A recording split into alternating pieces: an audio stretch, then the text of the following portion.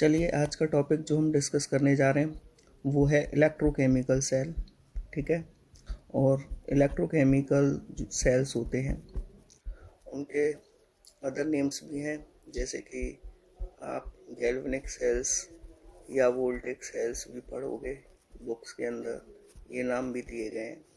तो ये नाम कहाँ से आए? तो दो साइंटिस्ट हैं, एक लूगी गैल्वनी और दूसरा साइंटिस्ट जो है वो है अलेक्जेंड्रो वोल्टा। इन दोनों साइंटिस्ट ने इलेक्ट्रोकेमिकल सेल्स के ऊपर काफ़ी रिसर्च वर्क किया था। तो इन्हीं के नाम से गैल्वेनिक सेल या वोल्टेक सेल ये नाम आए थे। अब ये गैल्वेनिक सेल क्या होते हैं? तो गैल्वेनिक सेल क्या करते हैं कि गैल्वेनिक सेल्स के अंदर स्पॉन्टेनियस केमिकल रिएक्शंस होती हैं। स्पॉन्टेनियस केमिकल रिएक्शंस होती हैं। ठीक है। और इन स्पॉन्टेनियस केमिकल रिएक्शंस से केमिकल एनर्जी रिलीज होती है और ये इसी केमिकल एनर्जी को इलेक्ट्रिसिटी में या इलेक्ट्रिकल एनर्जी में कन्वर्ट करते हैं। ठीक है। सिंपल लैंग्वेज में हम ये कह सकते हैं कि गैल्वेनिक सेल एक ऐसी डिवाइस होती है जो स्पॉन्टेनियस केमिकल रिएक्शन से रिलीज होने वाली केमिकल एनर्जी को इलेक्ट्रिकल एनर्जी में कन्वर्ट करते हैं। अब बात आती है कि ये जो केमिकल रिएक्शंस होती हैं जो गैल्वेनिक सेल के अंदर होती हैं वो रिडॉक्स रिएक्शंस होती हैं। ठीक है। रिडॉक्स रिएक्शंस के बारे में मैं आपको थोड़ा सा ओवरव्यू दे दूं। रिडॉक्स रिएक्शंस उन रिएक्शंस को कहते हैं जिनमें रिडक्शन एंड ऑक्सीडेशन दोनों रिएक्शन साइमल्टेनियसली होती हैं। अब ऑक्सीडेशन रिएक्शंस क्या होती हैं? ऑक्सीडेशन रिएक्शंस, तो अगर मैं इलेक्ट्रोकेमिकल सेल के पॉइंट ऑफ व्यू से बताना चाहूँ तो ऑक्सीडेशन रिएक्शंस वो सभी रिएक्शंस होती हैं जिनमें लॉस ऑफ इलेक्ट्रॉन होता है। जैसे कि अगर कोई जिंक एटम 2 इलेक्ट्रॉन लॉस्ट कर दे तो वो जिंक आयन में कन्वर्ट हो जाएगा। तो यहाँ पर इस रिएक्शन के अंदर आप देख रहे हो जिंक एटम ने इलेक्ट्रॉन लॉस्ट किए, तो यहाँ पर जिंक एटम का ऑक्सीडेशन हो गया और वो किस में कन्वर्ट हो गया? जिंक आयन में।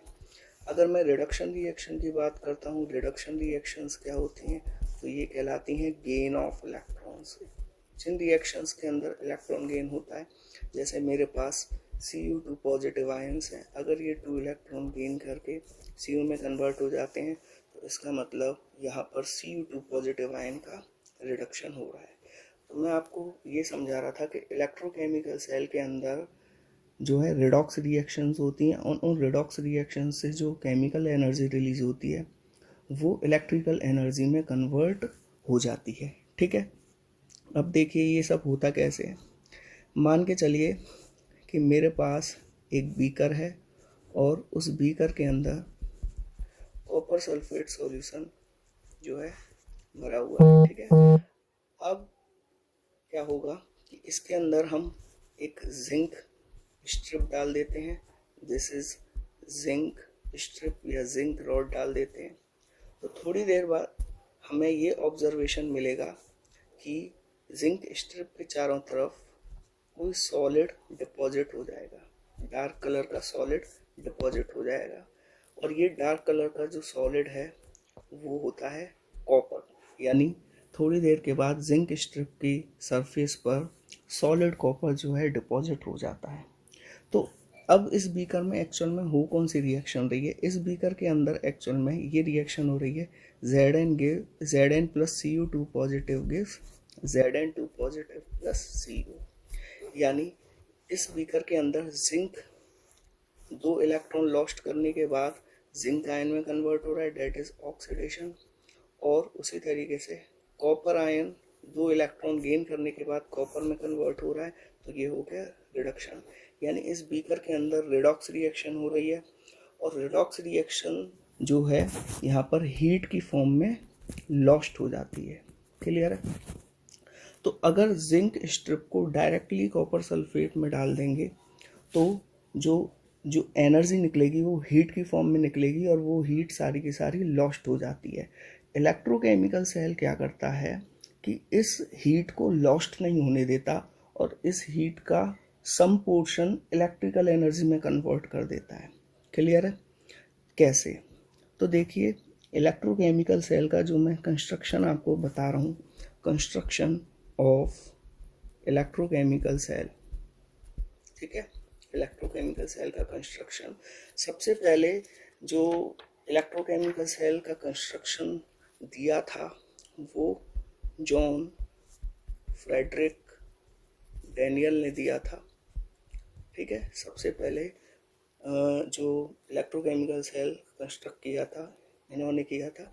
उसके बाद से फिर इलेक्ट्रोकेमिकल सेल को हम डैनियल सेल भी कहने लगे थे, ठीक है। अब ये डैनियल सेल या इलेक्ट्रोकेमिकल सेल का कंस्ट्रक्शन है क्या? इसके अंदर वो कहते हैं कि दो हाफ सेल होते हैं। अब दो हाफ सेल का मतलब क्या है? दो हाफ सेल का मतलब दो बीकर, और दोनों बीकर के अंदर सॉल्यूशन भरा हुआ रहता है और एक एक मेटल रॉड डिप होती है। क्लियर है? मान के चलते हैं लेफ्ट वाला जो हमारा बीकर है उसके अंदर जिंक सल्फेट सॉल्यूशन फिल है, ठीक है, और राइट वाले बीकर के अंदर कॉपर सल्फेट सॉल्यूशन फिल है, ठीक है। अब रॉड्स की बात करें तो लेफ्ट वाली जो रॉड है वो जिंक रॉड है और राइट वाली जो रॉड है वो कॉपर रॉड है। हम इन दोनों रॉड्स को एक मेटलिक वायर से जोड़ देंगे और आउटपुट देखने के लिए हम यहाँ पर बल्ब लगा देंगे, ठीक है। छोटा सा हमने यहाँ पर बल्ब लगा दिया जिससे हमें आउटपुट मिल जाएगा।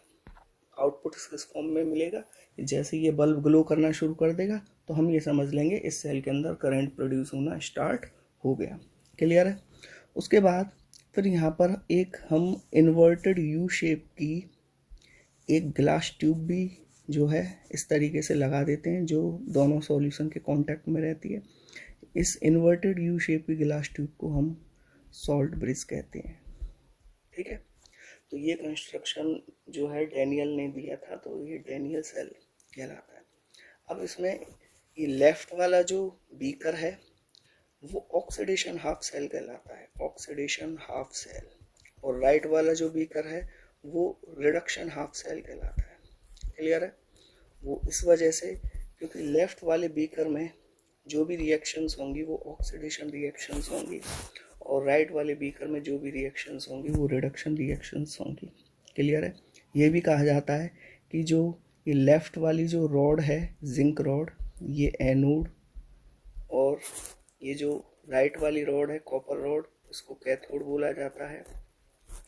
एनोड नेगेटिव टर्मिनल होता है और कैथोड पॉजिटिव टर्मिनल होता है। तो ये पूरा कंप्लीट कंस्ट्रक्शन होता है हमारा इलेक्ट्रोकेमिकल सेल का। आगे बात समझ में।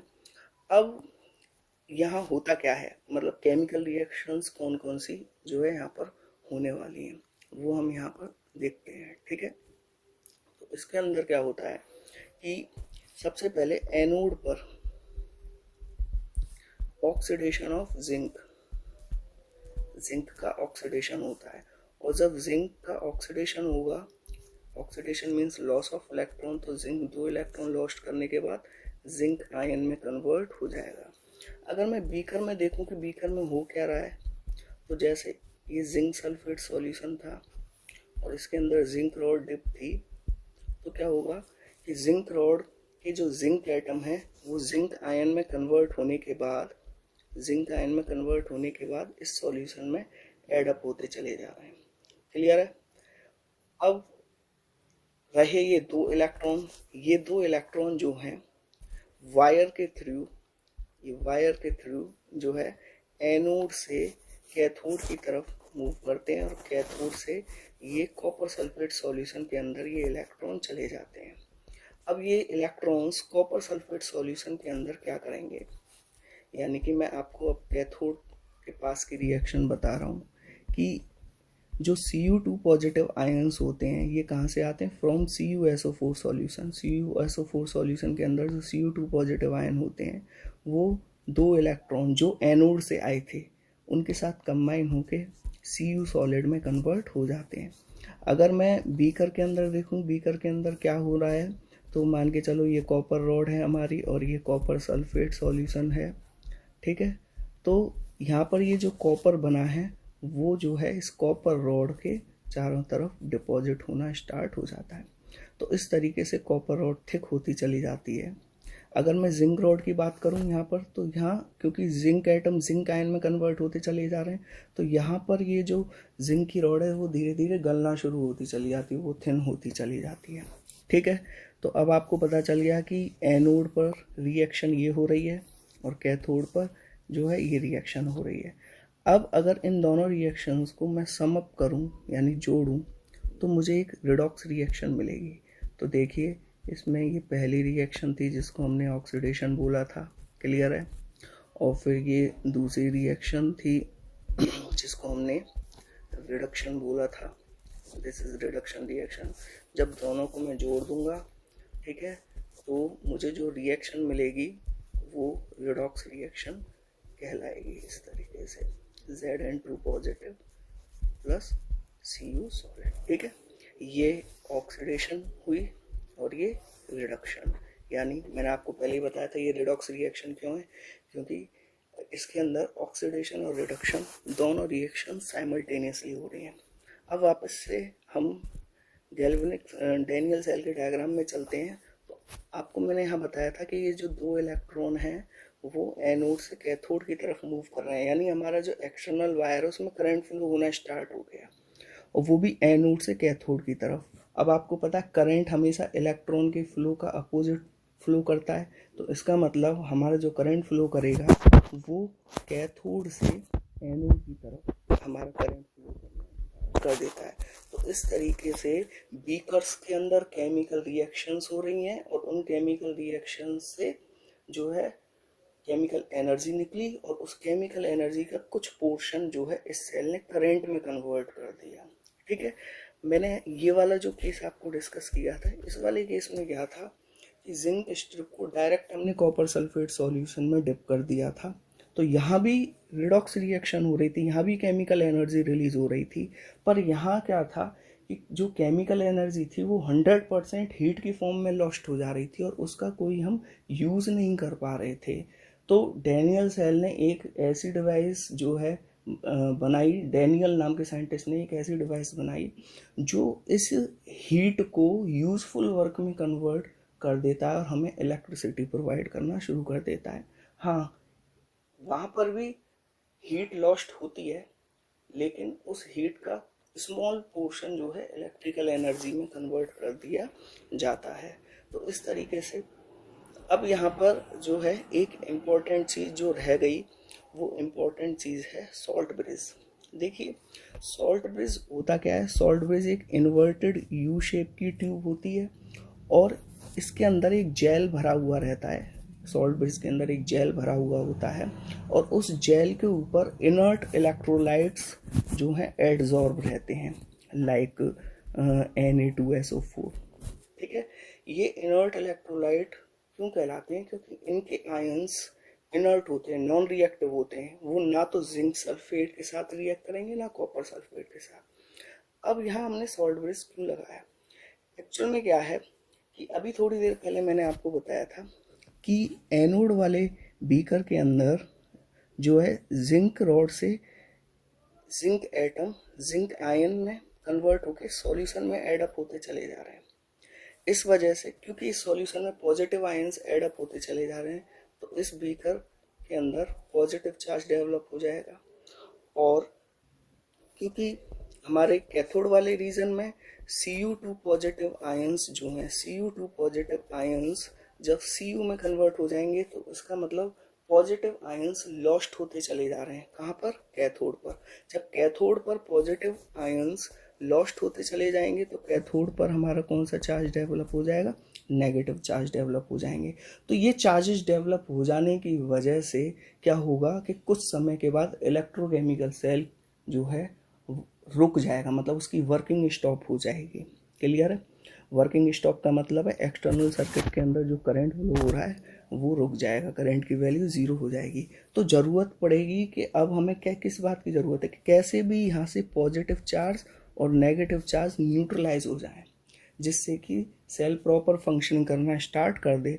और वो काम कैसे होगा, ये न्यूट्रलाइजेशन कैसे होगा, तो देखो होता क्या है कि यहाँ पर सॉल्ट ब्रिज के अंदर जो है Na2SO4 प्रेजेंट होता है। क्लियर है।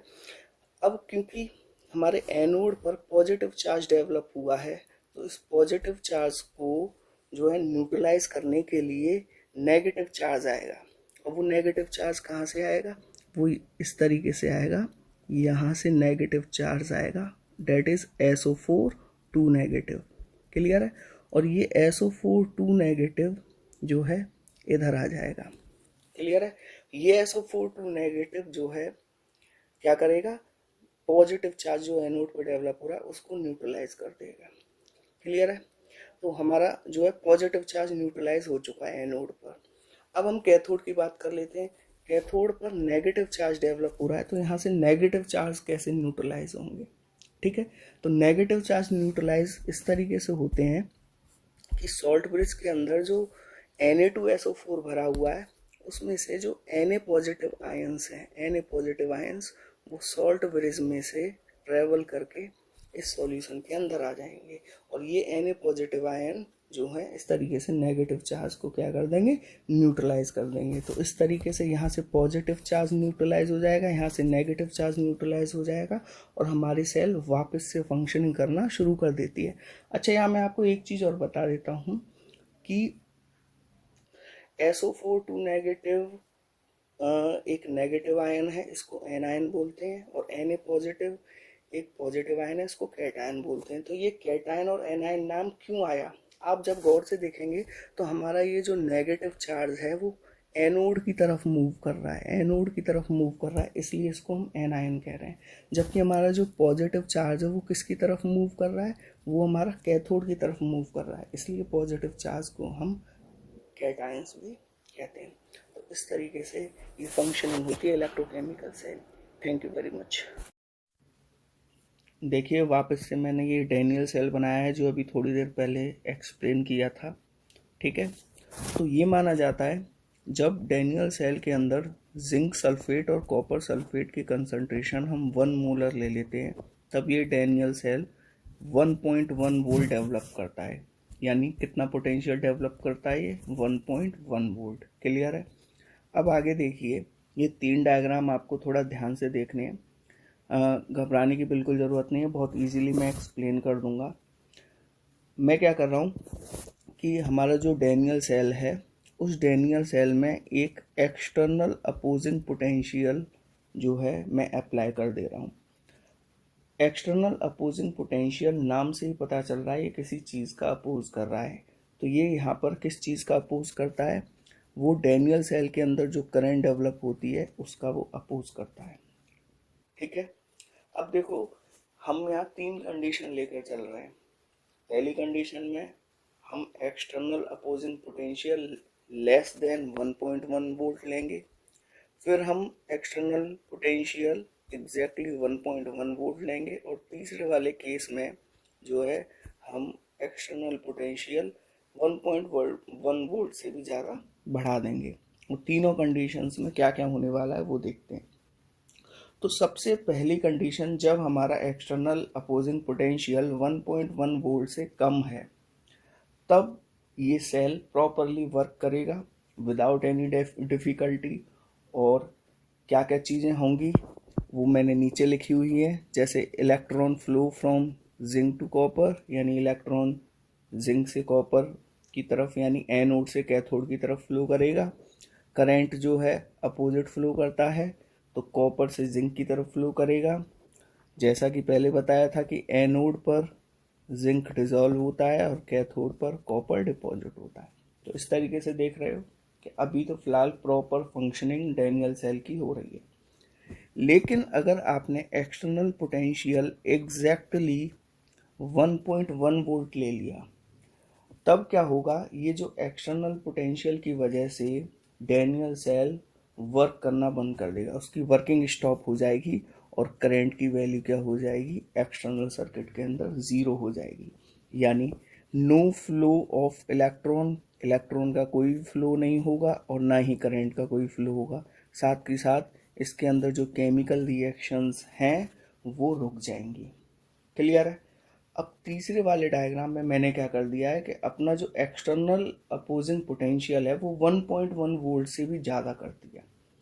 अब ऐसा करते ही क्या होगा कि इलेक्ट्रॉन का फ्लो और करंट का फ्लो जो है अपोजिट हो जाएगा, मतलब जो पहली वाली कंडीशन में जो हो रहा था उसका सब कुछ उल्टा हो जाएगा।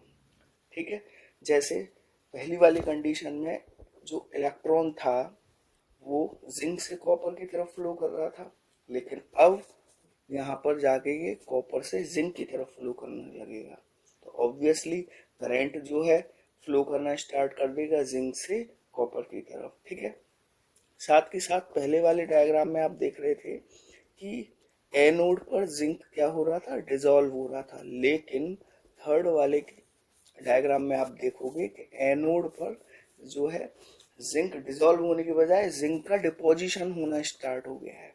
ठीक है ना, जबकि पहले वाले डायग्राम में कॉपर का डिपोजिशन हो रहा था, लेकिन अब यहाँ पर कॉपर क्या होने लगा, डिजॉल्व होना शुरू कर देता है। तो इस तरीके से मैं ये कह सकता हूँ कि ऐसा हो क्यों रहा है, ऐसा इसलिए हो रहा है क्योंकि तीसरे वाले केस में जो सारी केमिकल रिएक्शंस हैं वो उल्टा होना शुरू कर दिया। ठीक है ना, उल्टा रिएक्शन स्टार्ट होने की वजह से हम ये कह सकते हैं जब रिएक्शन अपोजिट हो गई तो इसका मतलब हमारा जो डैनियल सेल यानी इलेक्ट्रोकेमिकल सेल है अब वो इलेक्ट्रोलाइटिक सेल में कन्वर्ट हो गया। एक चीज़ और आप गौर से देखेंगे तो टर्मिनल भी चेंज हो जाते हैं। ठीक है, पहले आप यहाँ देखो, एनोड जो है, ये हमारा जो जिंक था वो एनोड था, पर अब यहाँ जिंक क्या हो गया है, कैथोड। क्लियर है, और पहले वाले डायग्राम में जो है कॉपर हमारा कैथोड था, लेकिन अब यहाँ कॉपर क्या हो गया है,